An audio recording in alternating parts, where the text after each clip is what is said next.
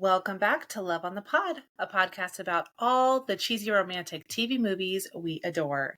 And this is part 2 of our Finding Mr. Christmas episode, where we are discussing episodes 3, 4, and 5.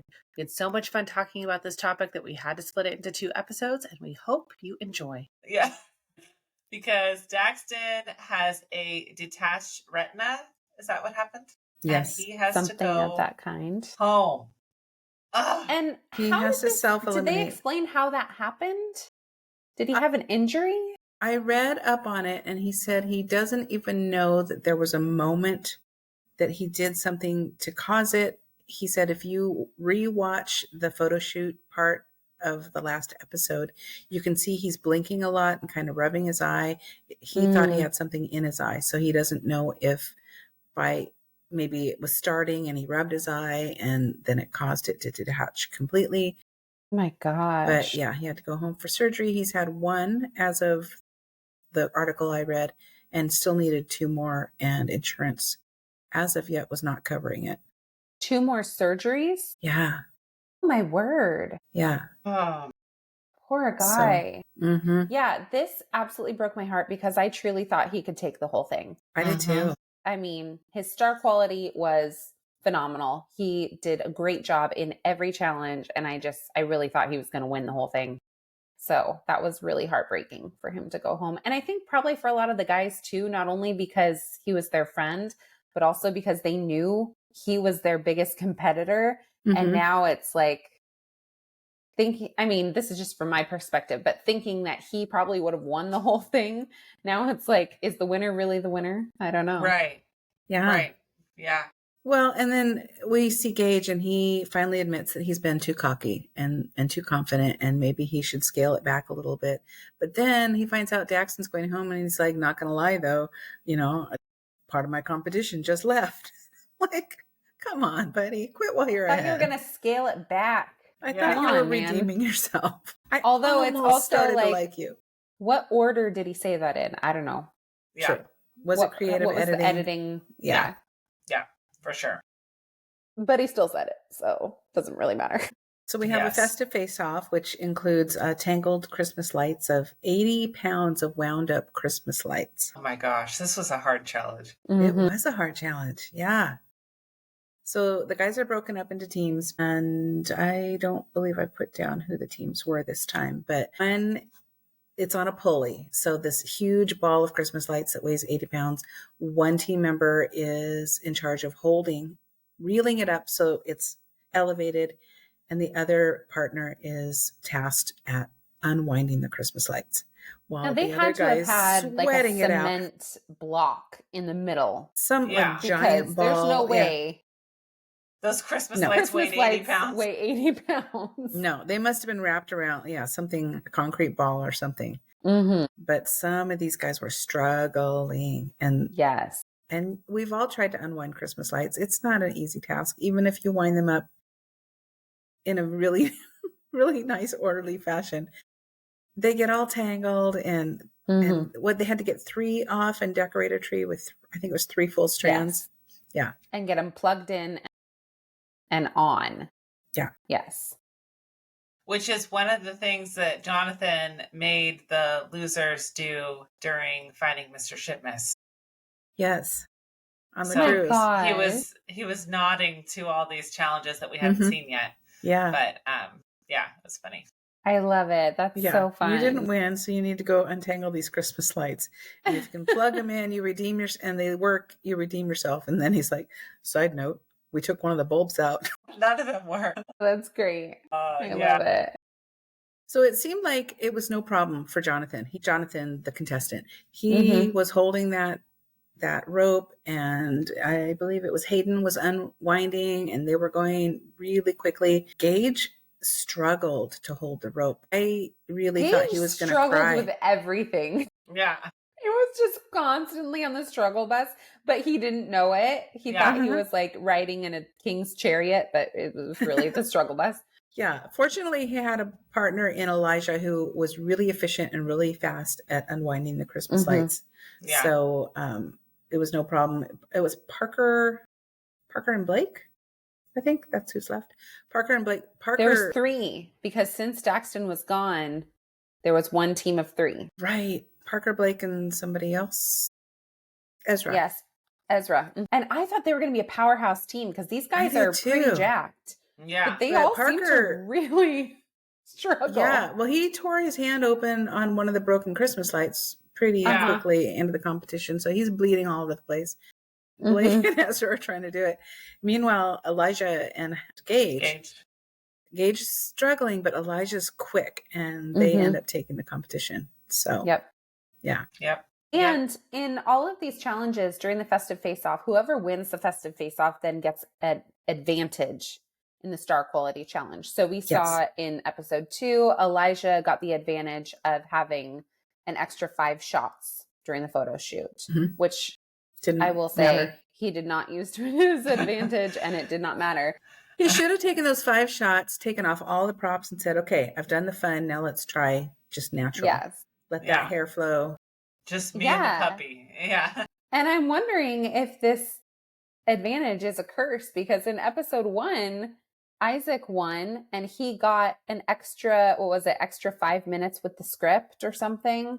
Yeah, and he got to choose the partners and the order that everybody went in.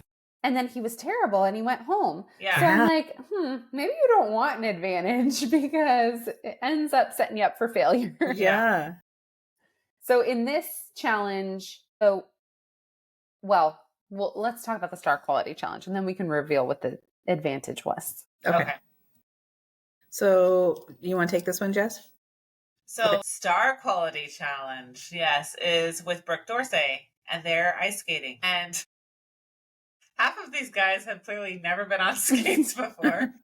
And they maybe, when they found out they were going to be on the show, maybe they should have learned because that's kind of like an important part of being a Hallmark star is knowing how to ice skate, I think. Yeah, what are all the possible things that I might be asked to do? I better do a quick study. I need to go sledding. I need to go ice skating. I need to learn how to make a mean hot cocoa. I need to know how to carry around a cup that is empty but make it look like it's full. I need to know how to chop down a tree. Yes.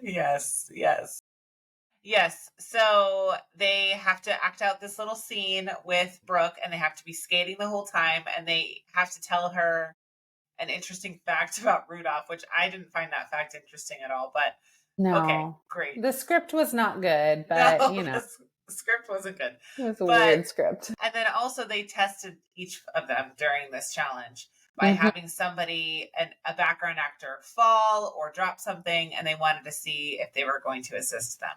And we're not going to be shocked by the person who did not help. Assist them. And the ice skating rink, it's one of those ones that they set up like for Winterfest that it's not real ice and it's bumpy. Tiny. And so very if you've small. never slid before anyway, and then you've got this bumpy, not frozen ice skating rink. Some of them just kind of walk skated as they look like a penguin. Yes. That would be waiting for one of them to take Brooke down with them, honestly. Yes. I was surprised that didn't happen. Yeah. Because they were holding on for dear life. She's just skating along and they have got a grip on her arm. Yeah. But she's like, I've done 20 Hallmark movies. I know how to skate. Okay. Yeah. And the advantage in this one was that they got 5 extra minutes on the ice before. So they got extra time on the ice and with the script to practice beforehand, which it seems that they didn't focus so much on the script and focus more on practicing ice skating, which I thought was pretty smart because they both seem to be struggling quite a bit. Yeah. Yes. So the heart challenge that they were doing was they did 2 different versions. One was the person handing out the skates knocked over a bunch of skates onto the ground and they were looking to see, are these contestants going to help pick them up? And then the second one was a woman who was skating on the ice, falls down. She bites it pretty hard. Yeah. Are they going to help her up? Yep. Are they going to help her up?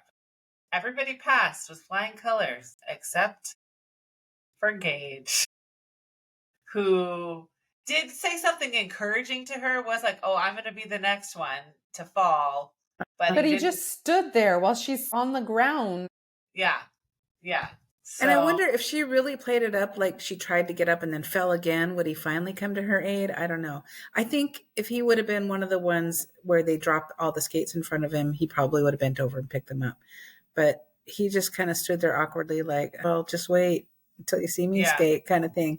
Yeah. And what Brooke did say, maybe that's his way of dealing with things. He uses humor and to take Right. care of people. She yeah, said, and yeah. Jonathan wasn't really buying it. He's like, okay, but is he a But gentleman? he didn't help her up. Yeah. And maybe, he was struggling in the skates. Maybe he was worried that if he tried to help her up, he would have just fallen down too. Yeah, that's But- valid. That would have been me. I would have been like, I'll help you, but Yeah. I'm I taking might Brooke But she land down with on me. top of also, you. she was right by the wall. So, he literally could have held onto the wall and helped her up at the same time. yeah. I loved how, I think it was Ezra handled it with the skates falling on the ground. He was super kind and encouraging to the guy. He was like, Yeah. oh, no big deal. Like I drop things all the time. It's Yeah, totally he's like, fine. just wait till you see me on the ice. Yeah. Mhm. So he did that self-deprecation like Gage Yeah. did. But he also was a helped. helper. Yeah. Yeah. And I will say that Ezra has grown on me with every single episode. And he's yes. quickly becoming a front runner for me. Yeah, because like I said, I didn't like him right from the start. He seemed a little cocky to me. The skinny jeans were maybe a little too skinny, but that aside, yeah, I think he's grown in confidence, but not cockiness, and that's the difference between him and Gage. And so he's one of my front runners as well. Yeah. So for this challenge, Parker did well. I felt connecting with Brooke. He passed the falling skater challenge, as we said. Everybody did except for Gage. Hayden knew where to find his camera, even hesitating until he looped around again so that his face was facing the camera, which was smart. So even though I don't believe he has really any acting experience, he's picking up on these things that he needs to do very quickly. Yeah. He offered Brooke his coat because it had started to sprinkle at that time to cover her hair, her glorious, beautiful golden hair, which I thought was very sweet. So he had like a little bonus gentleman thing going on. Jonathan struggled to find the camera. I think he was focused on skating and delivering his lines. And again, he forgot that I'm on camera and I need to be looking for it. So Yeah. Jonathan, so far in the star quality challenges, has not impressed me. He seems like he needs maybe an acting coach.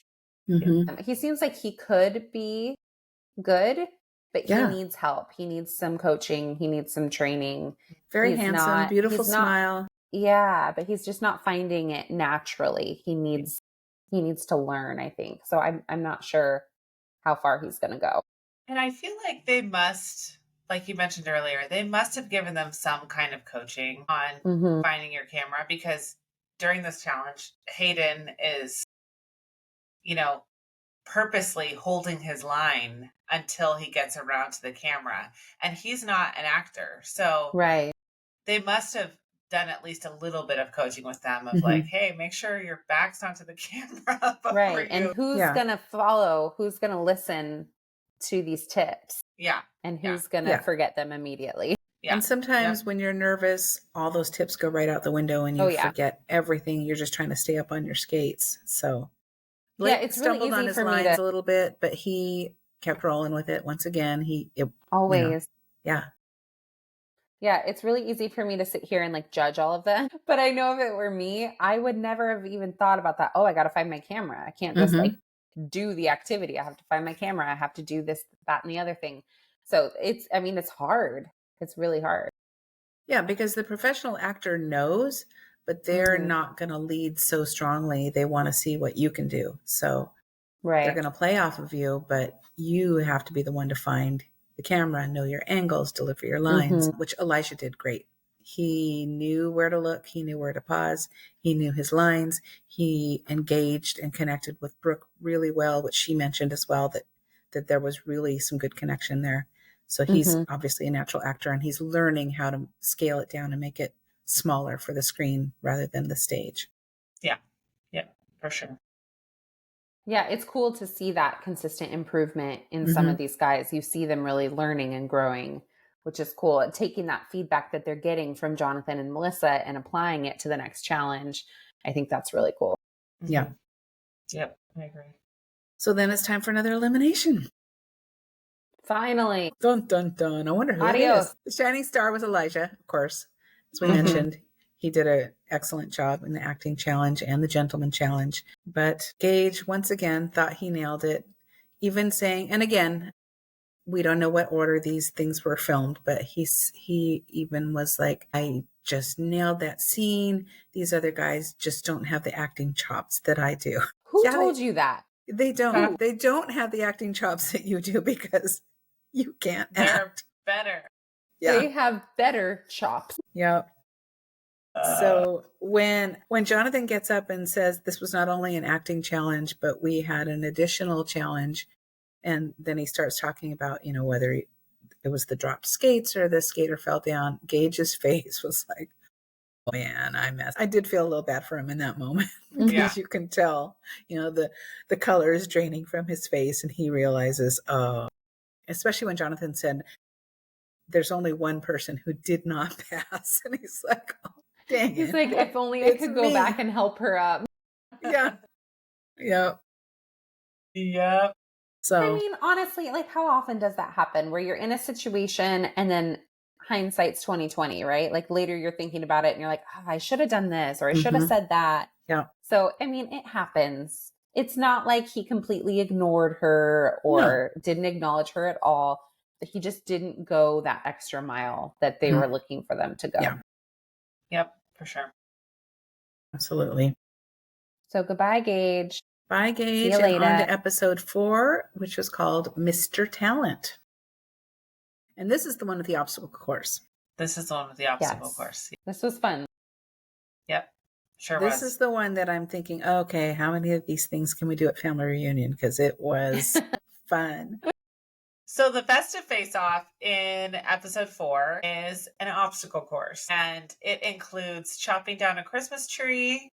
It includes crawling under a maze of Christmas lights with the tree. You have to keep the tree with you. That would Carry be the hard. tree the whole way. Yeah. Well, first they had to get their But saw. these weren't puny trees. They were very light. Except for Hayden's. He picked the biggest trunk. The smallest guy picks the biggest tree. Yeah. Yeah. First they had to get their saw out of a block of ice. And that started the competition. Yeah. Yes. And then they got to chop it down. Yeah, then they cut down their tree with this tiny little dinky saw, and I'm surprised nobody cut their finger off.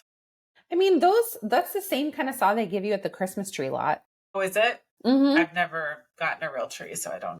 But your only task at the Christmas tree lot is to chop down that tree. You're not then throwing it over your shoulder and pulling a heavy sleigh and running through tangled Christmas You lights. have to drag it back up to the register, and that's about it. You have one job. Yeah. Yeah, so then they're pulling this giant sleigh, and Blake is really struggling. Because he's got cowboy boots on with no tread in the snow. Uh-huh. Yeah. He's slipping all over the place. Yep. And finally he sees that Parker has done this. He's wearing the same shoes. So he has turned around and is using his heels to dig into the ground. Very smart. And he starts doing that. Yeah. So then they have to go dig through this pile of snow to find a tree topper.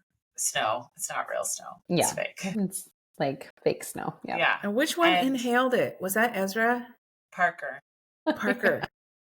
Inhaled the fake snow. It's flying everywhere, and he breathes in, and this plasticky snow goes up his nose and down his throat. It's going to be really bad for you. Yeah. That can't be good. Yeah. Meanwhile, poor Hayden, he's still trying to saw down his tree.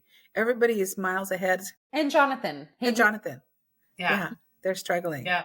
They're not going to get out of this one. The competition's almost over, and they're still trying to cut their trees down. At what point do you say, okay, this tree is too big, I'm going to move on to this skinny Let little me switch tree. Yeah.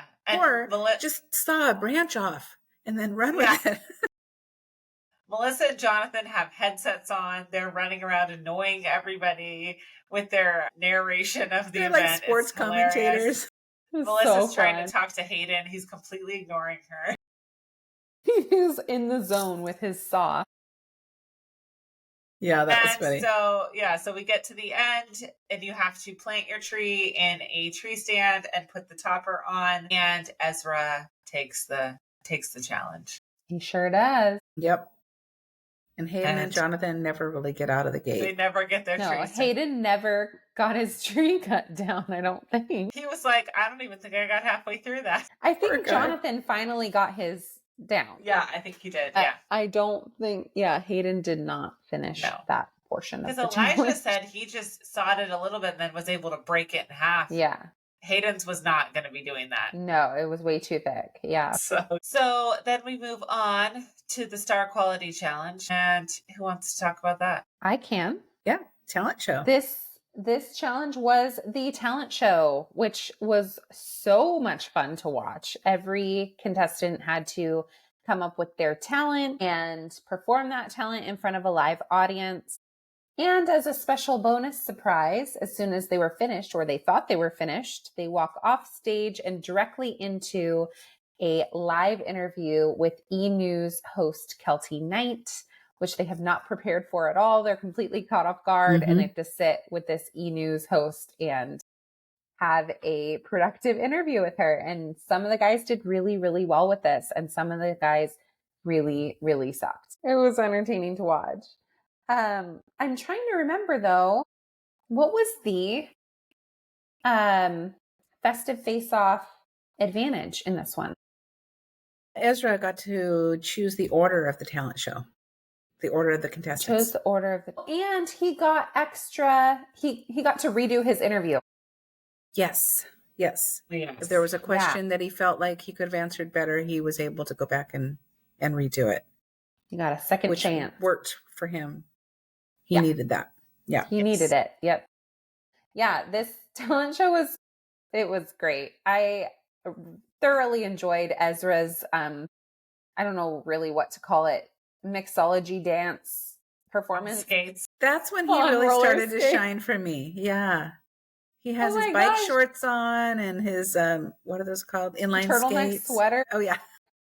He's got his cocktail shaker. He's like mixing drinks and he does the splits on roller skates. It was crazy. There was a lot going on. I'm not really sure what was happening, but it was very entertaining. Yes. I feel like, does he do that in Miami, or he once did that in Miami where he was roller skating cocktail bar? Well, he said he roller skates a lot back home in Cali. That's what he always says. And then he worked as a bartender in Miami. So he just put those two took things those together two and it things worked. Yeah. I thought that Hayden's talent was the best. I thought he was so good. He is a children's entertainer as his profession. He's, what is it? Captain Fantastic or something like that, Mr. Fantastic. And so he had the audience pretend like they were children, and he did this whole magic show, and it was really, really cute. He did mess up one of the tricks, but I thought he did a good job of just rolling with it. The one thing that disappointed me was in his interview with Kelty afterwards, she mentioned the fact that she thought he messed up one of the tricks and he lied about it. Yeah. And I don't think he was trying to be malicious. Yeah. I don't think he had that intention in lying about it. I think he was just trying to like keep that mysterious magician thing going. Yeah. And then as soon as it was over. Yeah. Right. And then as soon as it was over, he was like, I don't really like the way I Because I was a little disappointed too. I'm like, no, don't lie about it. And then afterwards he was like, should I have done that? Yeah. Yeah. And she could tell that he was fibbing. Yeah. He's not a good liar. Mm-hmm. So Parker, let's talk about Parker's talent. Okay. I will say that folding a fitted sheet is a challenge. Yes, it is difficult. It is. But he doesn't know how to do it. No. He dropped it. He didn't do it right. No. And he really struggled, and he wasn't facing the audience. He didn't make it entertaining. He literally just stood up there and struggled to fold a sheet. No. This could have been great. It's a good skill to know how to do. Does it translate on the stage? No. I would have rather seen him go up there and do blue steel model poses than doing. It's just boring. The sheet folding. It was and then like he leaned. Okay, I really liked how much he adores his wife. I loved like how he acknowledged that. I loved the world's greatest husband t-shirt. And I really liked how he gave her so much credit in his interview. I thought that was very sweet. And I really like to see that in Hollywood where celebrities acknowledge their significant others.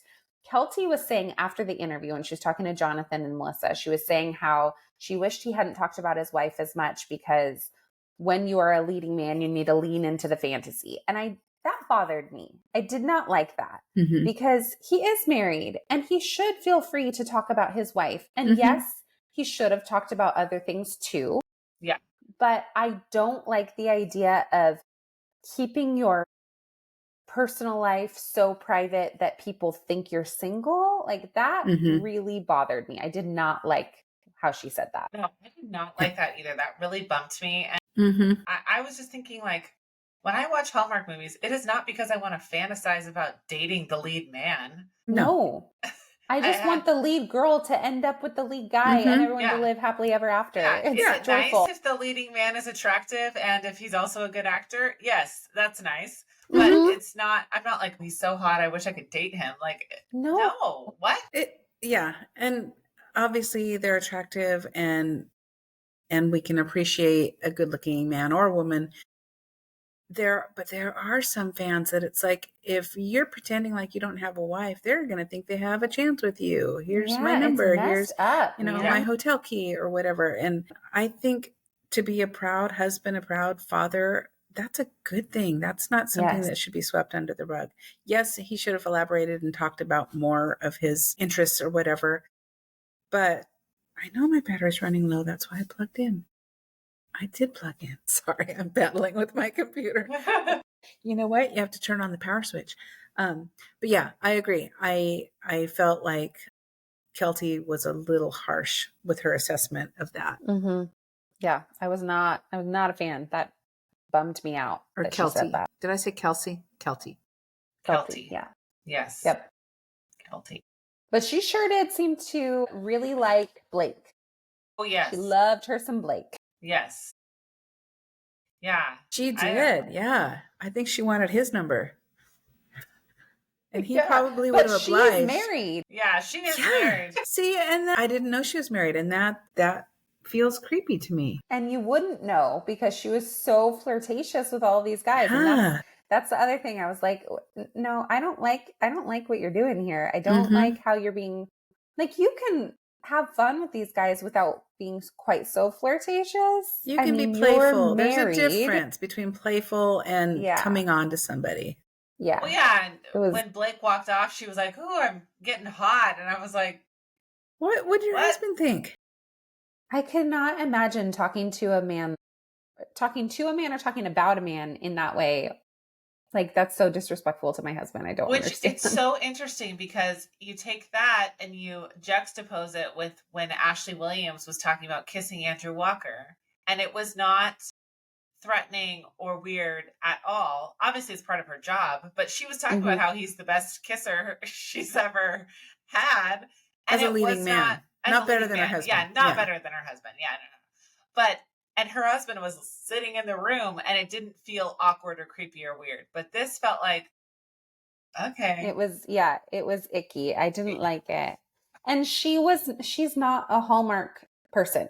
She's from E! News, right? So E! News is a very different machine than Hallmark. But I guess, having E! News on the show is good publicity for the show. Sure. For sure. Yeah. So, yeah. Did you guys have a favorite talent from this talent show? Let's see. I really enjoyed Ezra's. I thought it was fun. Jonathan jumping over stuff, underwhelming. And plus he missed his mark so many times. Poor guy. Maybe that's why he didn't make it on the Olympic team. He was trying to jump over stuff and it was just like, Hayden was so encouraging though. Do it again, man. Do it again. Yeah. Try again. I'm like, at what point is he going to crash and burn and hurt himself? Yeah, it was not very full of... Yeah, I thought Blake's two-step dancing was very sweet. When he brought the old, you think he's going to bring some hot honey from the audience and he brings a woman who's probably, I don't know, mid-60s. Yeah. And dances with her. It was very sweet. It wasn't really over the top wow, I'm so impressed by this talent, but it was a very sweet moment. And It's very Hallmark. Jonathan goes, know your audience. And I'm like, yes, the audience Exactly. for Hallmark is 45 plus. Dani, you and I are like the young people when it comes to Hallmark fans. Yes. This is why we do this, so we can be the young people. It's true. Like, I really was under a different impression. I thought that more people our age like watch a lot of Hallmark. I'm finding that to not be true. Mhm. So, so I thought that was great. I liked Elijah. I liked his rap. His I thought rap it was was cool. good. It was very good. Yes. Yeah. And he has just such good stage presence. Mhm. I mean, honestly, like, he does everything well. Yeah. He does. His He interview does went everything well. great too. He was Mhm. asked to make up a song for E-News right on the spot, and he did it with a smile. He didn't hesitate. He didn't And look he's nervous. a good singer. He is Oh, a yeah. good singer. Yeah. Although Kelty did make a really big deal about that, and all he said was, "E-News, this is our interview." It's not Yeah. like she's like he made E-News. She's like he made up this whole song. I'm like, No, he didn't. Unless they didn't show the whole thing. yeah, But, Yeah. like, it was a one line. I could do that. yeah. Love on the pod. There you go. Yeah, I wouldn't On the probably spot. sound as good as Elijah, but No, he has a great tone. so anyways, yeah. Yep. And because of that, let's see. Well, he wasn't the winner. The shining star for this challenge was Ezra, right? I don't remember. I didn't write it down, so I don't know. I think, yeah, I put that down, but now I'm questioning myself. No, I think you're right. I think it was Ezra because he was in the bottom 2 the week before. Yes. And then he really redeemed himself and won the challenge. Yeah, so he and Elijah were the top 2 in this one, but Ezra Mhm. took the win. Yeah. And then we have a cliffhanger. Yes, because they're sending Parker home. But they give the guys the opportunity to chat and decide, do they want to give Parker a second chance? That's where the episode ends. And then you just click on the next one. Yeah. I No, I had to wait a week. had to wait too. Oh, that's Yeah. right. I was behind, so I watched them back to back. So Yeah. for me, the cliffhanger lasted about 15 seconds. And are we surprised at the outcome? No. No. If Gage had been there, maybe not. He may have said, you know what? This is a competition. He got eliminated. He's a great dude, but we got to move on.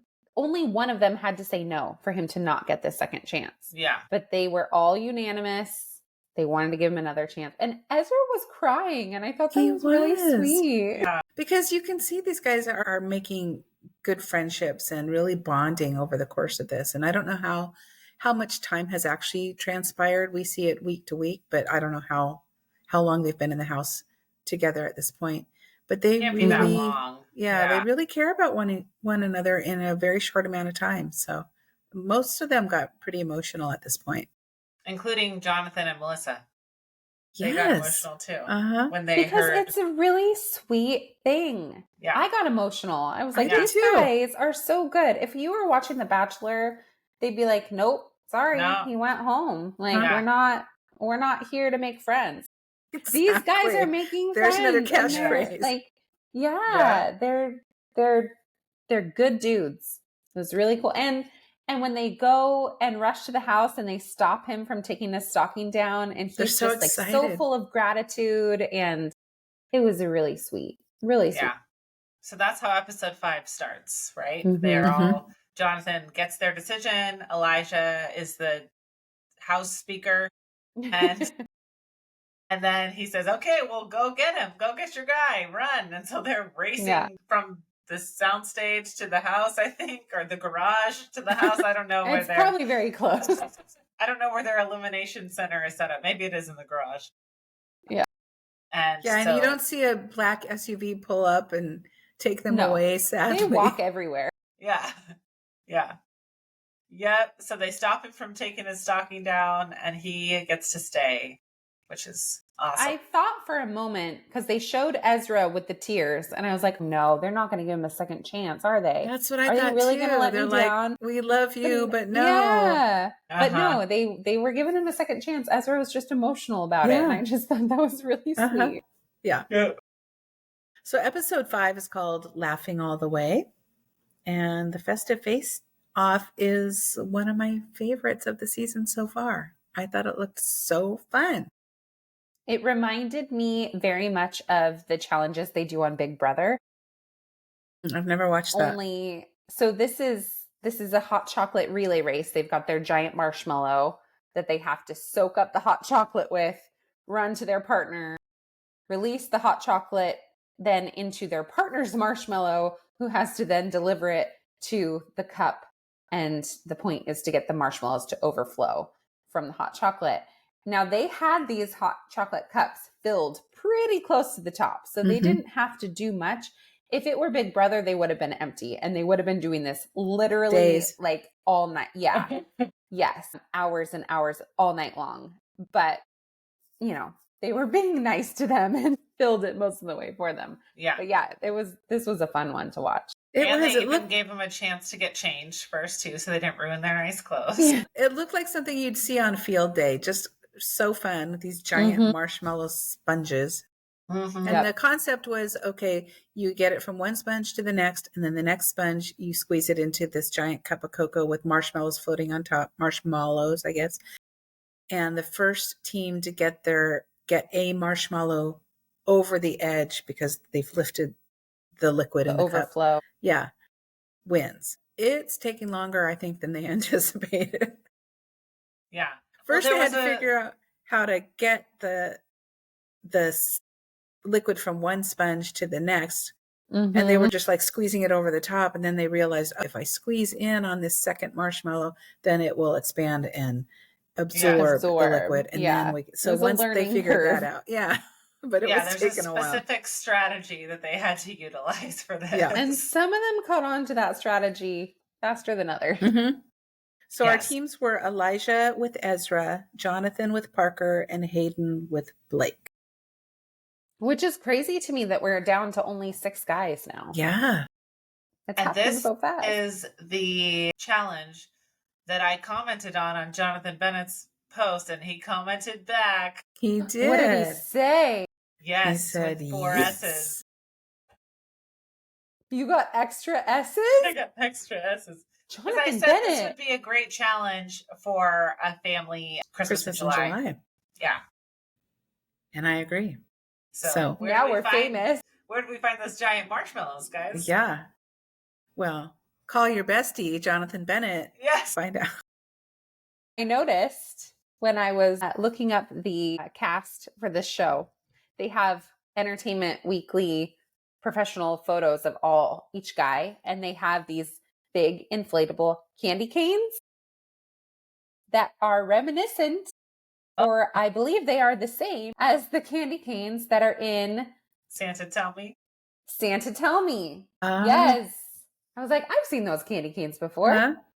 Yes. Yeah, they should have done that. They should have them on a balance beam trying to hit each other with candy canes. Yes, yeah. If you haven't seen Santa Tell Me yet, watch it. You'll know exactly what I'm talking about. There's another challenge for our family reunion. Yeah. Balance beam candy cane. I'm sure you can get all that stuff on Amazon. Oh, yeah, for sure. What is it called? When the horses go and you've got the big long sticks, that knights Polo? do. Oh, jousting? No. Jousting. You do candy cane, inflatable candy cane jousting. Yes. Do you have hobby horses? I was going to say, you have to have a hobby horse then. How do you knock someone off a hobby horse? I don't know. A hobby reindeer. I don't know. You're also standing on a teeter-totter. There you go. So the winner of that challenge was Hayden and Blake, and they worked really well together. And then that takes us to the Star Quality Challenge, which is improv with none other than BJ Britt and Melissa Peterman. Oh my gosh. You can just tell this is going to be a fun one. Yes. This was my favorite episode to watch. I laughed so hard, laughing out loud so hard. Oh, it was hilarious. Absolutely hilarious. I loved when BJ first entered and he hugs every single guy. And it was so sweet. I loved it. Yeah. And they showed every single one too. They didn't cut it out. They showed all of them. And I posted about some of our merch on our Instagram page. And if you haven't checked it out yet, check it out. We have some holiday merch, some cruise merch, mugs, t-shirts, whatnot. And we have a Hallmark hunk t-shirt in the shape of a Christmas tree, which I love. I might get one for myself. Anyway, I posted it and tagged all the Hallmark hunks that are on the tee, and BJ Britt reposted it on his story, which was awesome. Look at us. So Look at this. So make sure Celebrity you're checking out. the East Side. Yeah. Yeah. We're just rubbing elbows with the Hallmark hunks. Yeah. Thank you, social media. Yeah. You know, I'm just realizing that my deer foam slippers, they're sparkly. What? I mean, okay. That's great. fun. Awesome. I don't have deer foams, but my slippers have smiley faces on them. Oh, that's so. cute. Nice. Well, so I watched this episode with my daughter who is obsessed with Agents of S.H.I.E.L.D. So she was really excited when BJ Britt came on because he played Agent Triplet in Agents of S.H.I.E.L.D. for a few seasons and he was one of her favorite he's characters. so handsome. So handsome. So just such good charisma. Very, very fun to watch. And truly seems like just a good dude. Like he was really encouraging and kind and freaking hilarious. Oh my gosh, so This funny. Challenge. So Yeah, funny. so the guys are given different quirky character traits and they're put on teams. And Blake, he whenever a bell rings, he has to shout ho ho ho, which was another one that they did on the cruise at some point. Somebody had to, what was BJ Britt had to be Santa. Yeah. But he had to keep it on the down low. Yes. And yes. then Hayden is a holiday candle maker who challenges people to a thumb war when the phone rings, which was hilarious. And I wondered if Jonathan and Melissa came up with these quirky traits on their own or what, but they were funny. Team 2 is fun. Parker, a toy store owner who clucks like a chicken when a bell rings, and Elijah, the tree farm owner who sports finger guns and says pow pow when the phone rings. Team 3 is Jonathan. He's a choir director who flexes his muscles when a bell rings, and Ezra, a tree farm owner who screams, "I'm back, baby," whenever the phone rings. So improv, as you know, it's all made up as you go along. And the key to improv is playing off of that, which unfortunately... Keeping the story going. Keeping it moving forward, yeah, which unfortunately some struggled with and some did not, particularly Blake and Hayden. Oh my gosh, they were hilarious. So funny. They were so funny. And the thumb wars. The thumb war between BJ Britt and Hayden was the highlight of the entire episode. Oh my gosh, so funny. They're both just screaming. So funny. The thumb war with himself at the end. He just can't help himself. He's got to have a like thumb war. Involuntary, you can't stop. Oh my gosh, so good. So when I think of improv, I always think of one of my favorite movies, Just Go With It, because Bailey Madison's character, she's like 10 in that movie. She's educating everybody on improv because a big part of the story is a lie, a giant lie. And so she says, when you're ad-libbing or improving, you can't say no. Right? You have to say yes. You have to keep, you got to agree with the other person. And in the movie, they also yell die if the person says no, but they didn't do that. But you could really see, for the people who said yes and kept moving forward, it was great. For the people it got who funnier and funnier.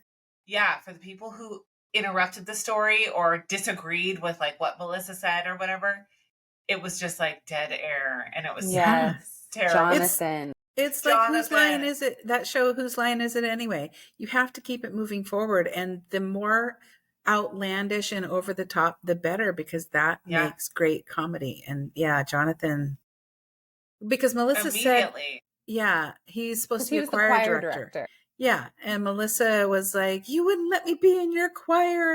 And he should have said something like, that's because you have a terrible voice, or you're always late, or whatever. And instead he said, you're welcome to my choir anytime. And then she's like, okay, well, that just dropped the story. Now what do I say? You got to keep it going. You liar. You know who did this really well, though, was Elijah. Because he's talking about his Christmas tree farm, right? And then BJ Britt just suddenly goes, do the thing. And he just randomly starts this weird Christmas tree dance, and he gets them doing it with him. Yeah. And then the bells go off and he goes pow pow, and it goes along with the dance. So from then on, he just incorporates it into, oh my gosh, it was so funny. Good. Yeah. He's doing this chopping the Christmas tree dance with the finger guns and pow pow, and it elevated the story. It kept it going, and it was physical comedy is genius. And that's what they all needed to do. You can't say, oh, that's not what happened. You have to be like, well, yeah, that's what happened. And I'd do it again because you suck or whatever. It's funny. Yeah, totally agree. And Parker, you know, he's on a second chance, right? Yes. So you would think that he would be like, I've really got to nail this. Like, think about every single tip that he's gotten, every single tip that has been given to any of the other contestants there, like all of the things that I need to nail to prove that I belong here, that this second chance wasn't for nothing. And he just didn't deliver. That he was supposed to cluck like a chicken whenever the phone rang. And every time he did it, he turned his back to the camera. Yeah. So you couldn't see him at all. And it was like he forgot there was a camera there completely. Yeah. It was disappointing. I really wanted to see him have a little redemption tour, but he just didn't. No. Yeah. And the thing with improv is you can't take yourself too seriously. And it's almost like he turned away from the camera because he was, I don't know, he was afraid to get right in there and be, and really be over the top. So that was disappointing, but you know, it is what it is. Yeah. So the shining star in this competition was Elijah. Yes. Yeah, he did great. Yeah. Ezra was kind of outshined by Melissa. He did a great job, but Melissa is a lot. She's hilarious. And I think it's really important to play off of her energy rather than just kind of go with the flow. You've got to match that energy. Don't let her just go because she'll just go. You gotta jump in there. You gotta do it too. Yeah, you gotta match her energy for sure. Yep. And that's what BJ was doing. Because I don't know that they've worked together before, but he was jumping in there and making sure that he was moving the story forward, but also, you know, being equally as entertaining and funny and big as Melissa was. Right. Yeah, exactly. Yeah, because beyond these quirky character traits, that's all you're given, really. Your candle maker or whatever the backstory is, you've got this trait, now go. Make up a story and make it funny and play off of your counterparts. Yep, for sure. Yeah, so it was fun. So for our elimination, Blake, Elijah, and Hayden were in the top 3.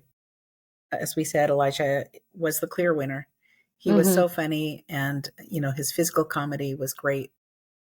And although I did think Hayden was very close competition. Hayden was too. Yes. When BJ Britt got the thumb injury, okay, we're gonna fix it by dipping it in this special thumb jelly. And they actually open up a jar of jam. Was that Blake? It was Blake, right? Yeah, that grabbed the jelly. Jam. Yeah, and they just rub it all over. So funny. So funny. But BJ Britt just went with it, and that's what you have to do in improv. Okay, I'll put it on my face if I have to, but yeah. Yeah, that was beautiful. Unfortunately, Parker was eliminated once again. He didn't rise to the challenge. He didn't redeem himself. But BJ Britt was very sweet, and he came right over to him, offered him encouragement to keep going, told him he was doing a great job, and it looked like BJ Britt was tearing up at that moment. It was just a very sweet, emotional moment. And it was really though sweet. Parker was disappointed, he said he was happy to be going home to his wife. And I can't remember, does he have a child too? A son. I think he has a son. Yeah. I think he has a couple of kids. Yeah. So he was happy to be going home to his family. Yeah. And that's where we ended it. We are up to episode 5, and we're getting closer and closer to finding out who the winner is. How many episodes are there? 8? I think there's 8. Yeah. Does that mean there's going to be some double eliminations? There must be. Maybe. Yeah. Yeah, maybe because they gave Parker a second. Well, they gave Parker a second chance really because Daxton left, right? Yeah. Oh, yeah. So But it would be fun if in the final movie that if some of the guys make cameos, I don't know if they will, but it would be fun. Love that. You know, you've got that'd be one really of them fun. standing behind the cash register or something. Yeah. See if you can find all the guys. Where's Waldo? Yeah. They're all wearing red striped shirts. Except Daxton's wearing sunglasses. Poor guy. Yeah. At this point, if you were a betting woman, who would you put your money on? Oh. I feel like it is moving so fast, and these guys are really like meeting each other. Yeah. where they're at. And so it's like, it's really hard for It's me a to hard guess. call. I would say if I had to pick who I think is going to take it all, I think it would likely be either Hayden or Elijah. But I will say my favorite currently is Blake. I don't think he's going to win, but he is my favorite currently. Yeah, I was thinking about that because I thought this would probably come up, but I think Blake might surprise us towards the end. If not number one, I'm thinking maybe number two. I would love to see him in a Hallmark movie. I would yeah. too. Absolutely love to see him. I think that honestly, I would love to see any of the guys who are left in a Hallmark movie. Yeah. I kind of, and this makes me sad to say this, I kind of feel like Hayden's going to fall off at some point. I don't know why. I just have a feeling. And then I feel like Elijah's going to take it. Yeah, he's so good. He's so good. So good. Yeah, and very, very natural. He had great connection with Brooke and with Erin Cahill. So it'd be interesting to see if they pair him with more leading ladies, if that continues on, if he has that connection with all of them. Jessica Lowndes is the co-star. Yeah, and I'm trying to picture who I see her. Okay. If that was a consideration for them at all. If they had already cast this female lead. Who could I see her with? I could see her with Ezra. Did they pick her after they chose a Mr. Christmas, or did they pick her before? Yeah. I don't know. Yeah, I don't know. Yeah, I could totally see her with Ezra, but I don't know. I think Jonathan's going home now. Yeah, I agree. Yeah. I think he's just not quite at the caliber of the other guys. He's not catching up either. So unless he has this magical transformation, I don't see him continuing much further. Yeah. Yep, I agree. I have to say I'm really bummed about Parker. I really did like him, and I wish that he could have risen to the challenge a little bit better. Yeah. But as far as who's going to win, I kind of am leaning towards Ezra. I kind of feel like Ezra might win. So that's the thing. It's like all of them, I can see all of them as a winner. Yeah. So I can envision all of them as a Hallmark leading man. So we've got good choices, ladies. We've got some good choices. Well, and Elijah, he seems like he's a little shorter too. So depending on who they pair him with as a leading lady, I don't know. Because Tyler Hines is shorter too. I don't know if I've seen him in a movie. Although I don't know that I know what actresses are tall. I don't think I have any idea. They all seem tall to me. I'm 5 feet. Melissa Peterman is tall. I know that. Definitely tall. But looks like Jessica Lowndes is 5'4", so she's the same height as me. So not as tall as I would have thought. Yeah. Although this weird article says Jessica Lowndes is one of the tallest actresses in Hollywood. Because they're all standing short. at 5'4". Okay, AI. What is happening? Maybe we need to check our sources here. Did you guys know that Tyler Hines did a movie with Lacey Chabert? No. What is it? I don't remember what it's called, but something in Vale. Christmas in Vale. Something. How do you spell Hines? H-Y. I was trying to spell it like the ketchup. Holiday in Vale, Baking in Vale. Sweet Carolina. Maybe Close. There's more than one. Yeah, there's a movie called Sweet Carolina. And it's those two? From 2021, Tyler Hines and Lacey Chabert. Marketing executive Josie returns home when she becomes the unexpected guardian of her niece and nephew. While there, she reconnects with Cooper, her high school boyfriend. That sounds just like, what was that movie with Alexa and Carlos Penavega? Oh, yeah. Mr. Manhattan. Mr. Manhattan. It sounds just like that. Sweet Carolina. Winter in Vale is the one that I am thinking of. When professional event planner Chelsea Whitmore inherits a chalet in Vale, she quits her job and moves to the picturesque mountain resort to write the next chapter in her life, which just might include an unlikely romance with handsome local Owen Becker. Owen Becker. I think, spoiler alert, it will include Owen. I don't think it might. These people keep inheriting these great homes, Where's chalets. my chalet in Vale? That means one, they've been paid for in full, and two, there's no other grandkids or I hope you can afford the capital gains tax on that thing. Yeah. I know. Well, that's why she's going to open a bakery so she can pay for the so she can pay for her taxes. Okay, well, we've got 3 more episodes. And does anybody want a Finding Mrs. Christmas? Because I do. Oh my gosh. For sure. Yes. Yeah. Next year should be Finding Mrs. Christmas. That's what I think. Yeah, definitely. That would be really fun. Although I worry about a house full of women. I don't know if they could be as Is it going to be as kind? Supportive of each other. Yeah, I hope so. I hope it would be. But I feel like it's more of a challenge to find that many women that are not going to be catty. We'll see. Yeah. Yep. We'll see. True. We'll have to see. All right. Well, this was fun. This was fun. This wraps up this episode. And then we have decided we'll record another one after the season is over and the new movie has been released. We'll do a wrap up of those last 3 episodes and the movie. Yes. Sounds good. Which has a name that leaves a lot to be desired. Tell me the name again. Happy Holidays. Right. Because there's a dog in it. Did this? Yeah. Who did this? Who did this? Happy Holidays. It sounds like a freaking Halloween movie. I'm very disappointed. If you want to make a Christmas puppy movie, that's fine. Call it the Christmas Puppy Movie. That crap name would be better than Happy Holidays. Yeah. All right. Well, the next episode that's releasing after this one is Holiday Crashers. That's a good one. Yeah. It's a good one. It's a good one. It's a good one. Stay tuned. Yep, stay tuned. And we're just going to keep talking about Christmas for as long as we feel like. So hope you're along for the ride. Absolutely. Well, I feel like the Hallmark GAC movies, they kind of continue on through the end of January, Christmas movies. So why not keep talking about them? And you know what? I watch Christmas movies all year round. Judge me if you want. I don't care. Yeah. And if there's a movie you want us to cover, let us know. We might do it. If you want to be on our show, we might consider it. Who knows if you've got something great to say? We might, if you're cool enough. Speaking of Mean Girls. Not just anybody can get on our show, but. No. Yes, you can. You can sit with us. Come on over.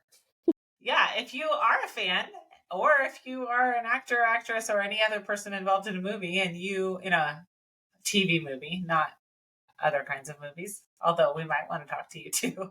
But you can go to our website, loveonthepod.com, scroll all the way to the bottom, and there is a button for you to click that says apply to be on our show. Just fill out that quick form, and we will get back to you within 5 to 7 business weeks. Or when we remember to check. If you follow us on Instagram, you may have seen the video I posted about Christmas in the Spotlight. That was on Lifetime. It still is on Lifetime. I'm sure you can still watch it. And it is loosely based on Taylor and Travis, on their relationship. And I enjoyed that movie. I thought it was good. Yeah, I'm going to give it a watch. I recorded it. Lifetime is not, in my opinion, their movies are not at the Hallmark level. They're not quite there. But this was not overly raunchy. There wasn't a bunch of innuendo in it, which is what you can expect in Lifetime movies typically.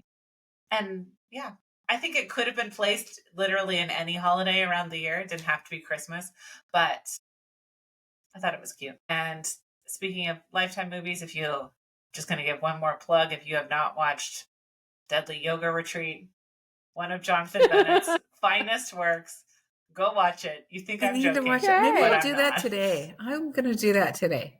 Deadly Yoga Retreat. Spend the $3 to rent it on Prime and watch it because it is worth your time. And maybe we'll talk about it on an episode in the future. Yeah, I need to watch it. I still have not watched that one. Don't watch it with your kids, though. Do not. I certainly will not.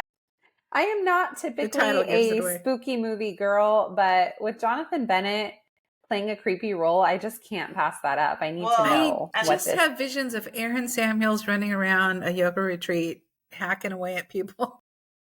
Well, and the lead female, or the female lead is our favorite, Danielle C. Ryan. Oh, Lord help us. Okay. So I'm from my Greek romance, Greek recipe for romance. Yes. Is her wardrobe any better in this movie? Or well, it's just yoga pants. Oh, thank God. God. Tops the whole time. No more green Bermuda shorts and vests for her. No, but darn it. Jonathan's crazy eyes are worth the $3 just in and of themselves. So you'll know what I mean when you watch it. Oh God. Oh man. Okay. So not a holiday flick, guys, but you should still watch. I'm already Okay. scared. Happy Thanksgiving. Happy Thanksgiving. Go watch Deadly Yoga Retreat while you prep your turkey. All right. Thanks for listening. And we will see you next time. Because now, if you guys didn't notice, we're on video now too. We're on video. So Woo. And all if our if you're listening to us on our podcast, then you can go over to our YouTube channel and see real live video of our faces. Yep. Here So, we are. there you We're go. real people, not AI. That's right. All right. Happy Thanksgiving. And we will see you next week. Bye. Happy Thanksgiving. Bye. Happy Thanksgiving.